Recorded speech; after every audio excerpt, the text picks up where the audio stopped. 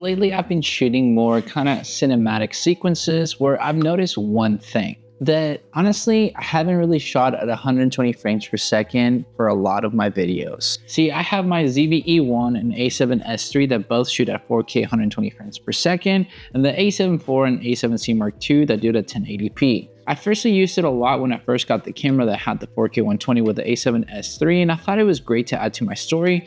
But lately I've noticed that I really haven't been using it and have stuck at 4K 24 frames per second, which has brought it to my attention to know is, do you really need 4K 120 frames per second or a camera that even shoots it if you're wanting to do cinematic sequences? See, personally, I've only been shooting 4K 24 frames per second to do storylines when I do my kind of cinevlog style of things, mainly because it really is more about the composition and lighting that I'm trying to portray rather than so much to focus on a detail.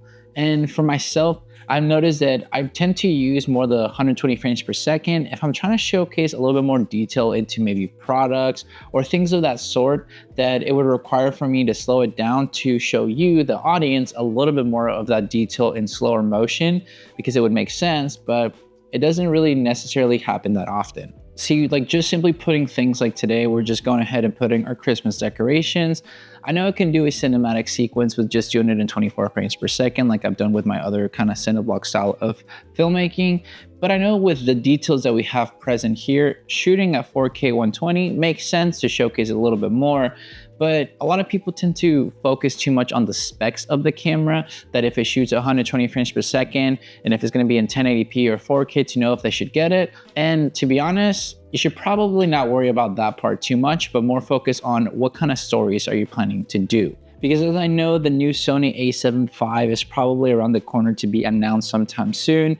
And a lot of people are hoping that you're going to get that 4K 120 frames per second and maybe get, that as a deal or no deal, depending if they want to get that one or the a7 IV. But for me, I think you're worrying about the wrong thing. With my a7 IV, to be honest, I would have just preferred having 4K 60 uncropped and maybe having a little bit of that 4K 120. But in reality, the main part about it would have been better to have just 4K 24 frames per second at open gate and then 4K 60 without any crop, and it would have made the camera a lot better, which is something that I'm hoping for more when it comes down to what will come out with the a7 IV, because it would make it just that much better of an upgrade if I were to upgrade, because otherwise I'm perfectly fine with this camera because the crispy oversampled 7.2K from the, to 4K for the 24 frames per second. It's very nice and crispy and I love using it. I love using it on my A7C Mark II like I am right now.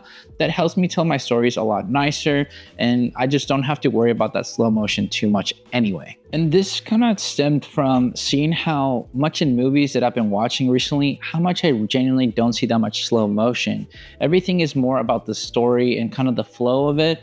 And for me, the flow at 4K 24 frames per second, for example, just seems more fluid and nice to follow along for the audience than having to see a lot of B-roll that's just slowed down all the time. And whenever I'm doing these type of videos or anything like that, even showcasing products, I want to see how I can show it to you in a more realistic time than really showing it in the sense of, just slow motion of the B-roll of it. For me, the B-roll would be more about the showcasing of me using it in a sense, like whenever I'm using new camera lenses or something like that. So that's kind of where it kind of came from and what I've noticed that I've been doing myself more, because I used to do more of those slow motion kind of cinematic sequences whenever I was trying to showcase for B-roll in my videos. And I kind of just stopped adding them for a purpose that it just made the storyline just move smoother along. Because I noticed that, for example, when I went to New York City, most of my videoing was at 4K 24 frames per second to showcase how, the movement of the city was going and everything, rather than simply kind of doing a lot of the slow motion. Slow motion for me is kind of overdone for the most part, and I want to only do it for certain aspects of things, like showcasing a little bit of a product, maybe kind of showcasing a little bit of a texture when it comes into, let's say, buildings and architecture, somewhat here of like the chaos of movement. Even in tennis or things like that I did in New York City or my students in my academy, I want to showcase the realism behind it And 4K 24 frames per second has been more than enough for me. And that's kind of the reason why I wanted to do this video, because I don't want you to kind of stay with the idea that if your camera doesn't shoot, 4K 120 frames per second or even 120 frames per second at all, that it's going to be a bad camera. Most movies and everything, to me, I've noticed that they just get shot in 24 frames per second. It's really rare when they even slow down things, unless you're watching maybe like a kind of, I guess, hero movie where they do those kind of slow motion sequences because of how fast they move, but it makes sense for the storyline.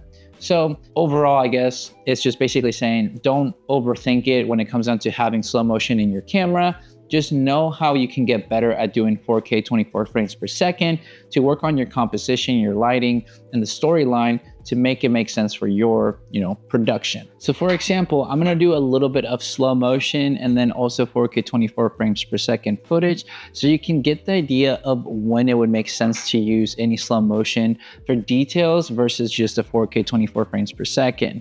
And for me, it's just been working more than, often to just only do the 24 frames per second, because it keeps the flow of the story going instead of having to mix and match too much with different frame rates, that it honestly sometimes makes me overthink what I'm going to shoot. And that's the reason why I like to do the 24 frames per second. It's just, I know what's going to be happening at the flow of the story, that I can do like the video that I did of my backyard, showcasing how I was going to just make the food and stuff. I know I could have done some slow motion with showing the flames or something, but it just didn't really necessarily need it. And that's something that I've just been trying to do more, so that hopefully you're wanting to go ahead and just use what you have instead of having to think that you have to upgrade to a new camera that does 4K 24 frames per second in a sense into the 120 frames. Then you can be fine with what you have. So I'm just gonna do a little bit of examples because we're putting Christmas stuff right now and it makes sense to do it. So you're gonna see it right now and you're gonna have some fun with us.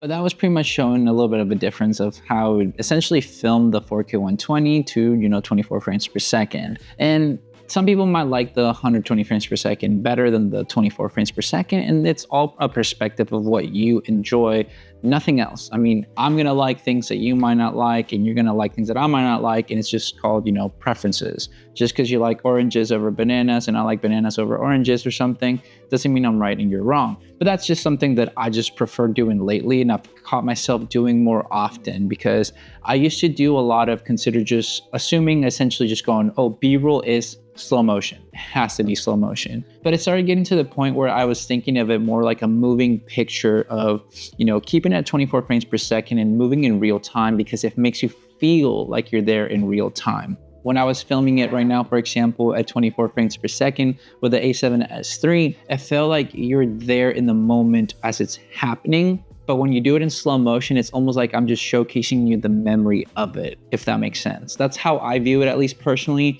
And it's one of the reasons why I've been kind of straying away from doing too much slow motion. At least that's what I'm thinking in a sense for it. Because that 24 frames per second, it just makes you feel like you're with me in the moment, experiencing it how I experience it, instead of kind of bringing you of like, yeah, I got the B-roll and now you're seeing it after, instead of like feeling it like you're in the moment. And that's basically how it all comes down to this. It's just, that's the reason why I felt like I've, went more with the 24 frames per second rather than shooting at 120 frames per second. And it's just a preference, I guess. But hopefully just the overall message of the video today is to showcase that you do not need to have 120 frames per second. Even 60 frames per second is fine if your camera shoots it, but if you don't have any slow motion capabilities, but your camera can shoot 4K 24 frames per second and it looks good, just make a story with it and find those limitations to make you a better, videographer with composition, lighting, and everything of that sort, with the storyline that it can just help bring the audience with you into that experience. And that's what I'm hopeful that I'm doing myself now with more of my videos, as I keep doing these kind of cinevlog style of things that I've been doing myself, whether it's the one in my room as I'm sitting around looking at photos, I'm listening to music, or is the ones where I'm just, going around like my street with my longboard and just going ahead and kind of showcasing that, or the ones where I was, grilling in the backyard. The ultimate thing is just, I'm bringing you for the experience of the storyline, whether I'm bringing it in 4K, 20 frames per second or 120 frames per second. But for me, 24 frames per second has been working pretty great, and hopefully it'll work for you too. But with all that said and done, guys, thank you so much for watching this video. Make sure to like and subscribe, share this video with a friend. I'll catch you guys in the next one. See ya.